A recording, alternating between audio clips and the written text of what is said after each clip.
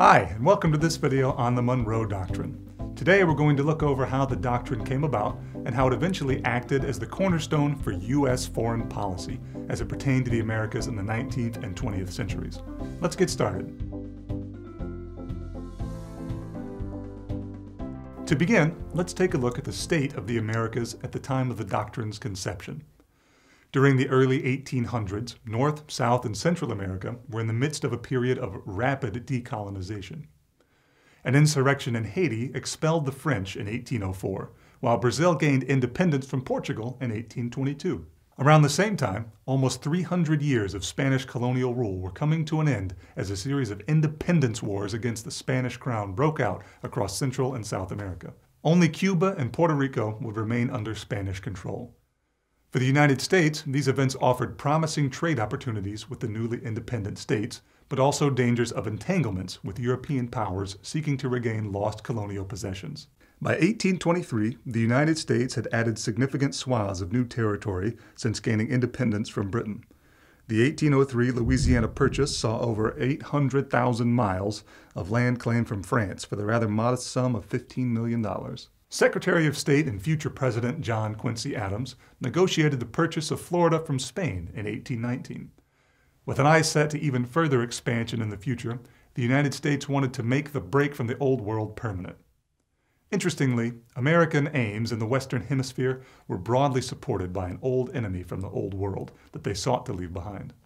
As the world's foremost naval power, Great Britain was well placed to profit from Spanish losses in Latin America by opening up lucrative trade opportunities.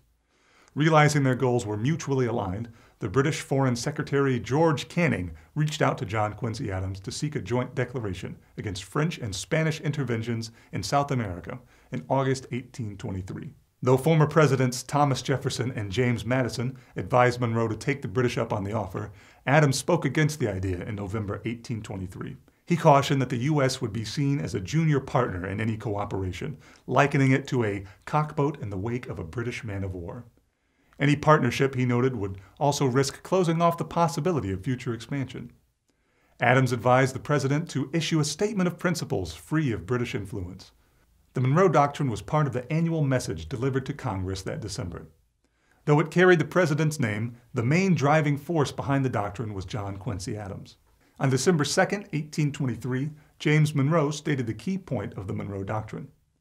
The American continents, by the free and independent condition which they have assumed and maintained, are henceforth not to be considered as subjects for future colonization by any European powers.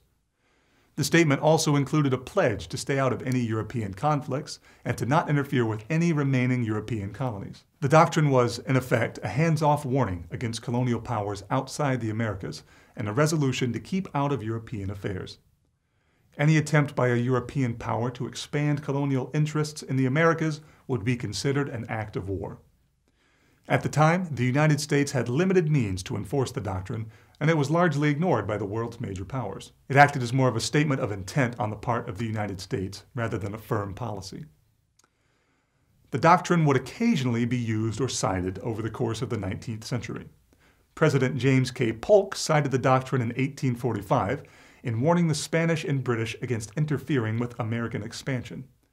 William Seward, Secretary of State under Lincoln and Johnson, called for the removal of French troops from Mexico following the Civil War, describing their presence as a violation of the Monroe Doctrine. By the turn of the 20th century, the United States had begun to expand beyond its continental borders. Though a cross-section of Americans were strongly opposed to the formation of an overseas empire, President William McKinley defeated the anti-imperialist William Jennings Bryan in the 1900 election.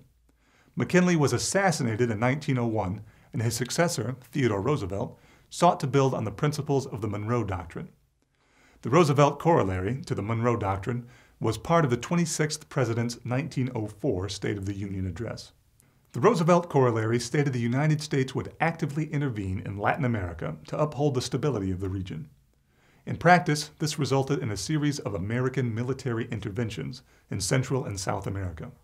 Over the course of the 20th century, the United States became increasingly willing to directly exert influence in the Western Hemisphere. The Monroe Doctrine was also invoked during the Cuban Missile Crisis in 1962. President John F. Kennedy's statement that any missile launched from Cuba against any Western Hemisphere nation would invite a full retaliation from the U.S. against the Soviet Union drew from the Monroe Doctrine. In the 1980s, the Monroe Doctrine was used to justify American involvement in Nicaragua, El Salvador, and Panama.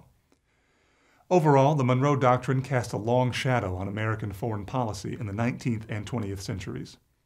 What began as a rather wishful set of principles for a young nation evolved to become a centerpiece of American foreign policy for decades. The meaning of the doctrine changed over time to fit the changing needs of the United States, but the central tenet of American dominion over the Western Hemisphere remained intact. Okay, before we wrap up with some review questions, let's recap what we discussed. The Monroe Doctrine was primarily concerned with establishing a U.S. sphere of influence over the Americas, preventing further colonization, and staying out of European affairs. Lightly regarded by the world's major powers at the time, it served as more of a guiding principle than a definitive policy. By the early 20th century, the doctrine took on more of an assertive form in the Roosevelt Corollary. The Monroe Doctrine laid the foundations for a series of American interventions in Latin America in the century that followed. All right, let's go over a few review questions. Number 1. Who was the primary author of the Monroe Doctrine? A. James Monroe, B. John Quincy Adams, C. Thomas Jefferson, or D. George Canning? The correct answer is B. Though named after the president, the doctrine was primarily penned by John Quincy Adams. Number 2. Which of the following best describes the Monroe Doctrine's main idea? A. Closing the Americas to colonization, B. Opening the Americas for trade, C. Naval cooperation with Britain, or D. Renewing an alliance with France? The correct answer is A. The main idea of the doctrine was to ensure other world powers refrained from colonizing the area any further, as well as to keep the U.S. from meddling in European conflicts and interfering with any remaining European colonies. Number 3.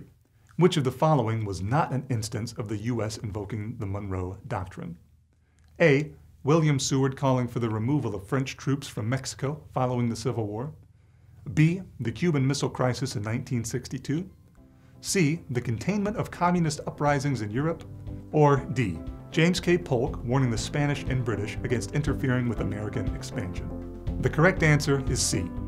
The containment of communist uprisings in Europe, specifically Greece and Turkey, was an event linked with the Truman Doctrine, which would be established in 1947. And that's all for this review. Thanks for watching and happy studying.